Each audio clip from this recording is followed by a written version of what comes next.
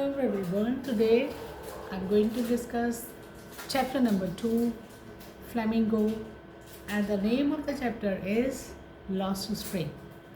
Lost to Spring is the chapter which is divided in two parts. In the first part, we see the garbage picker or rag picker, and this is the chapter whose hero is Sahib Alam.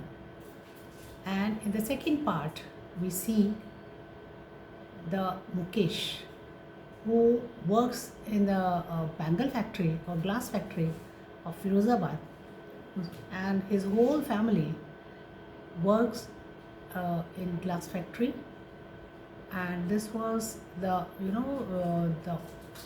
traditional work, we can say, from the last decades they were doing this work, यानी कि पीढ़ियों से वो काम कर रहे थे. तो आते हैं पहले चैप्टर के फर्स्ट पार्ट पर. Lost spring, written by, let us see, Anees जंग.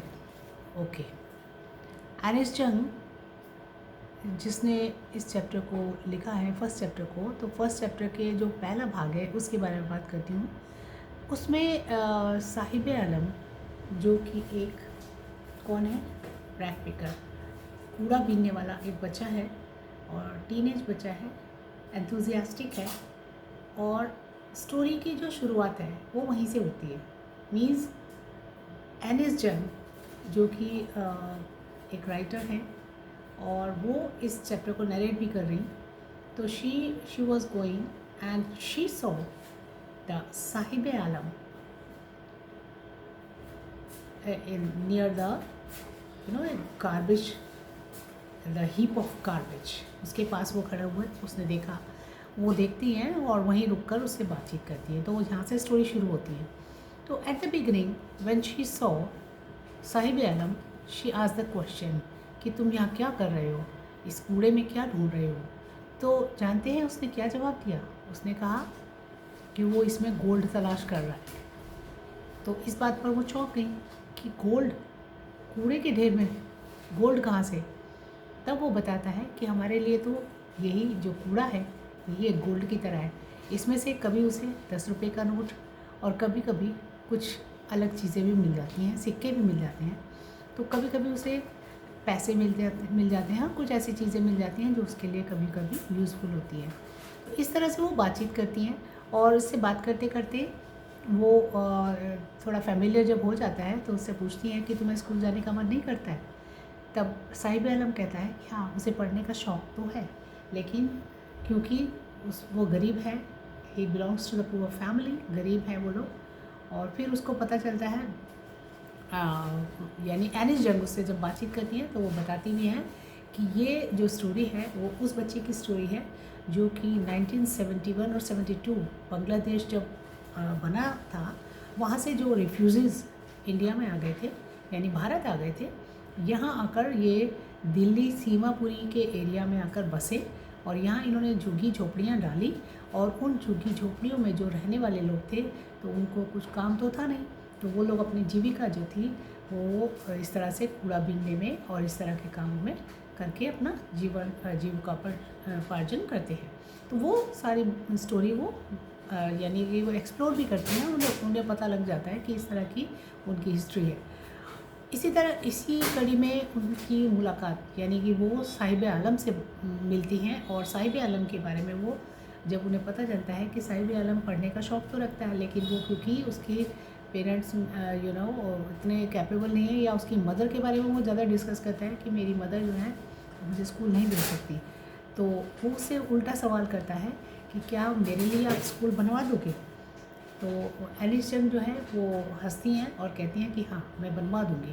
तो इस तरह से बातें कि ठीक है, ऐसी बातचीत करती हैं वो. काफ़ी उससे बातचीत करते करते अगले दिन फिर उससे एक बार फिर उससे बातचीत होती है. तो जब नेक्स्ट टाइम जब वो मिलती हैं तो विद इन ए वीक और 2, तो वो आकर उनसे पूछता है कि क्या मेरा स्कूल बन गया. अब इस पुअर चाइल्ड को क्या बताए कि स्कूल जो है वो एक हफ्ते दो हफ्ते में नहीं बनता है, इट टेक्स लॉन्ग टाइम. उसको नहीं पता, यहाँ हमें उसकी जो है मासूमियत का पता चलता है कि वो कितना जो है एक इनोसेंट बच्चा है जो इस तरह से अपनी इनोसेंट बातें वो कर रहा है एनिस्टन से। तो एनिस्टन ने हाईलाइट किया है उन रैग पिकर्स को, उन रेफ्यूजीज़ को जो कि बांग्लादेश से आकर भारत में बसे और दिल्ली के सीमापुरी एरिया में वो रहते हैं, या आज भी थोड़ा स्लम एरिया वो है। हो सकता है उसमें थोड़ा सा चेंजेस कर दिए हैं, लेकिन वो एरिया इन्हीं तरह के लोगों से भरा हुआ है। तो जो साहिब आलम है वो एक्चुअल में साहिब आलम की बेबाक बातें और उसके अंदर की छिपी हुई जो उसकी सेल्फ रिस्पेक्ट है वो उस पर ध्यान देती है, वो उस पर हमारा फोकस करना चाहती हैं। वो बताती हैं कि किस तरह से साहिब आलम गरीब होते हुए भी अपने आप को गरीब शो नहीं करना चाहता। वो बताता है कि मुझे क्रिकेट खेलने का मुझे टेनिस खेलने का शौक़ है, और किस तरह से बच्चों की टोली भागते हुए आती है और वो कितना मस्त और खुश रहता है। वो उसके कोई उसे चिंता नहीं, किसी चीज़ का कोई डर खौफ नहीं, आज़ाद मस्त एक जो बचपन होता है बच्चे को उसमें दिखाया गया है। और किस तरह से ये बच्चा घूमता फिरता रहता है अपने जो टोली है उसके साथ और अपने जीवन को एंजॉय कर रहा है। लेकिन एंजॉय भी कर रहा है और कुछ उसमें इंसिडेंट्स भी दिखाए हैं उन्होंने कि किस तरह वो नंगे पैर घूम रहा है और उसको वो टोंट करती हैं, बताती हैं, पूछती भी हैं कि क्या तुम्हें चप्पलें नहीं देती है तुम्हारी मदर। तो वो बताता है कि मेरे पास चप्पल तो हैं लेकिन मेरी मदर देती नहीं है, और वो कहती है कि तुम इसे खो दोगे, इसलिए वो चप्पलें नहीं पहनता है, इसलिए उसे नंगे पैर घूमना ही पसंद है। Although he was not having any slippers at all, लेकिन वो इस बात को छुपाता है और वो ये बताना ही नहीं चाहता कि उसके पास चप्पलें नहीं हैं। इसी तरह एक बार और एक बीच में एक घटना और है जिसमें कि साहिब आलम जो है अलग अलग तरह के शूज़ पहने हुए टेनिस खेलने के लिए जो है खड़ा होता है। टेनिस जो वहाँ का कोर्ट होता है, तो वहाँ पर खड़े होकर वो देख रहा होता है और फिर वो बताता है कि मेरे को शूज़ मिल गए। उसको ये पता चल जाता है किस तरह से कि शूज़ के बगैर टेनिस में के कोर्ट में एंट्री नहीं होती है। तो वहाँ उसे एक ये इंसिडेंट बहुत अच्छा उसमें डिस्क्राइब किया गया है चैप्टर में। एंड इसके बाद फिर नंगे पैर जाने के लिए एक और एक्सक्यूज़ भी देता है कि साउथ में मंदिर है, वहाँ पर तो लोग नंगे पैर ही जाते हैं।